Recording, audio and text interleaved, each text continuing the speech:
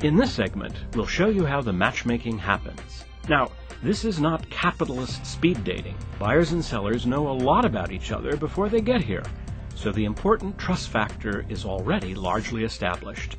Okay, time for buyers and sellers to meet, and the matchmaking happens in several different ways. First, there's the international reception. One of the major ways that we help our clients succeed, or the U.S. companies succeed, is through the Global Matchmaking International Reception. And this is a 3-hour evening reception in a very comfortable environment. Those companies hopefully will find partners to do business with through our commerce-led delegations, which are coming in from all those 14 or 15 countries. Here over cocktails, you can get advice on protecting your intellectual property in one of the new markets you'll be entering thanks to this trade show. So just because you've, say, filed a patent or a trademark in the U.S., you're not protected elsewhere. So you really have to take that extra action, think strategically about what countries you're going to be in, and then decide where you're going to protect by filing a patent or a trademark or a copyright application. Matchmaking activity number 2 is a dedicated area on the show floor for U.S. sellers and international buyers. Private office space is available for negotiating deals. We have private conference rooms, we have business facilities, there are refreshments, and various services for the buyers, translators that can help them talk and negotiate and introduce themselves and their products. Commercial specialists from 15 countries walk the show floor talking with U.S. companies and gathering intelligence for their delegations. The specialists use the IBC to trade information and plan next steps. I always let them know that they will always be held at the International Trade Center, because there's a place where we can meet. In case they cannot contact me on the phone, they can meet me there eventually, and always exchanging information of what are the delegates' interests and how can I match that with the U.S. company interest. So I let them know what companies I'm going to be meeting at showtime. So all this is very valuable, very helpful for the delegates. And to all the buyers, we want to help you. That's our goal, and that's what we're here for. You not only have me, you have our network. I usually call her, and then I was like, Miss Ina, can you help me with this one? Miss Ina, can you set a meeting with this one? Or Miss Ina, I'd like to visit the radio stations or network here or in some other state, because I'm going to other state after this, so can you arrange this and that? Folks who drop by the IBC are likely to meet people from other U.S. government export promotion agencies. The Small Business Administration provides loan guarantees to exporters. We assist small businesses through export loan guarantees, through our Export Working Capital Guarantee Program, our Export Express Program, and our International Trade Loan Program. 3 different programs designed to meet 3 different needs. The tools are there if we really use them, and we've got SBA loans, we've got EXIM loans, we've got FCIA, a lot of different formats that allow us to be highly competitive and win business. Will you be adding new jobs? Oh, absolutely. I mean, as we increase the volume, due to hopefully easier financing, we will be hiring more people. And the cost of using the International Business Center and all the other services available through the International Buyer Program? It's free. Isn't that great? Brilliant business decision. Absolutely. Can it get easier than that? Yes, it probably can get easier than that. U.S. companies who show up at the shows get a gift that keeps on giving long after the show is over. Showtime is an opportunity for American companies. They can instruct our commercial specialists about what it is that they are trying to do internationally, their product or service that they would like to take to that country, and then our commercial specialists have an opportunity to respond to them with the potential demand for their product or service in that country, any stumbling blocks that they might face entering that country, as well as potential deals that might be able to be made as a result of that meeting, and potential partnerships that might be able to be formed here at the show with the delegation members that come with that commercial specialist who is participating in the showtime. We have about 14 of our overseas colleagues that came to the show, and they brought delegations. And while they're here, we set up appointments for the youth exhibitors to meet one-on-one with each individual commercial specialist from overseas markets.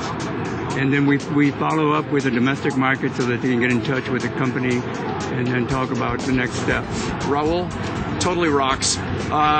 He's truly an amazing representative for the U.S. government and the commercial service, at least as for in how much he's given me to help me to export laser graphics and other products around the world. Yeah, Steve mentioned Africa. We have couple offices in Africa that we can help you with. As a good example is we sold a unit into Egypt, Cairo, Egypt, one unit, and just within months we sold many more. He literally sold the product to other folks in his market. The commercial service then helped us identify seven distributors, walked us into every single one of them in Mexico. But at the end of the day, when we're having coffee, they said, well, we've talked to all these and before, now we've talked to them with you, and here's the one that we think that you should go with. And that turned into the first year of doing business about $1.8 million. So they've earned the trust that I have in them. We do a lot of international sales in different venues, usually in the medical industry right now. We have several units in Dubai, a couple in Abu Dhabi, a couple in Saudi Arabia, Finland and Russia, and we're working on some other foreign customers right now in Mexico and over in the Middle East too, some more different places, India. So we're having a lot of different sales opportunities. So, what percentage of your business do you think is made up of international? Right now I think it's about 25%. I'd like to grow it a little bit, maybe to 35% would be nice. Our big target this year is we're looking at EMEA much stronger, especially the Middle East, EMEA, Europe, Middle East, and Africa. And Middle East and Africa really being one of our focal points in establishing new ground and starting with new distributors there. We can already say this specific company from the Philippines is looking for you, and this is the specific person you can contact. They don't have to beat around the bush. They don't have to waste so much time in trying to identify who the buyers are. The other major markets in the region would be Malaysia, Thailand, Indonesia, the Philippines, and of course China. The government of Ecuador is very much interested in developing the country and in the technological aspect, and very much looking into bringing U.S. technology and U.S. equipment. U.S. products have always been very well regarded in Ecuador. We had a group yesterday that got together, our Latin division, that was at your function, and apparently they've already met some Latin American contacts, so we're looking forward to expanding, definitely, not only in Latin America, but also around the world. It's a global market, and it's a big challenge, of course, because we're not a multi-billion-dollar corporation, and as a result, we have to be very astute in how we do our sales and marketing to cover the whole globe, and it's but we've done it, and it's working. I represent an Egyptian company. We're a broadband provider and ISP solution provider. And today I'm here in the NAB looking for manufacturers of equipment. Turkey is 72 million people, and about half of the population is less than the age of 30 years old. So we have a very young population who is very eager for technology. Our next big push will be Asia, through Hong Kong probably, and then kind of spreading out there. We have one of the more unique fiber network access points in Hong Kong to all of China for voice data video. So it's a massive opportunity for us, but anyone who has content requirements, voice data switching, they come to us through Hong Kong. It'll be the best prices they've ever seen. There'll be work to do when you get back to Argentina? Oh my God, yes. U.S. trade shows make working in the world market easier by matching qualified U.S. sellers with international buyers. For a schedule of upcoming shows, go to this webpage on export.gov. What we learned from traveling to this show is that while the ultimate destination is buying and selling, there's a lot of value in the journey. Over the years, I've worked with the federal government and state governments, for that matter of fact, to help us promote exports throughout the world. It was almost a natural to me. Get out there and meet the customers and get to know the culture.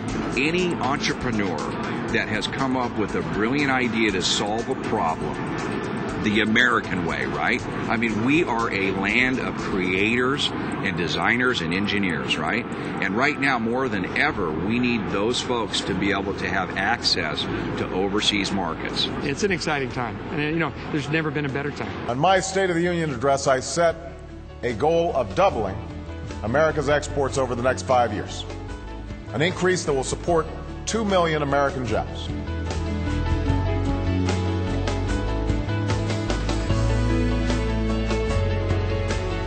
Thanks for watching.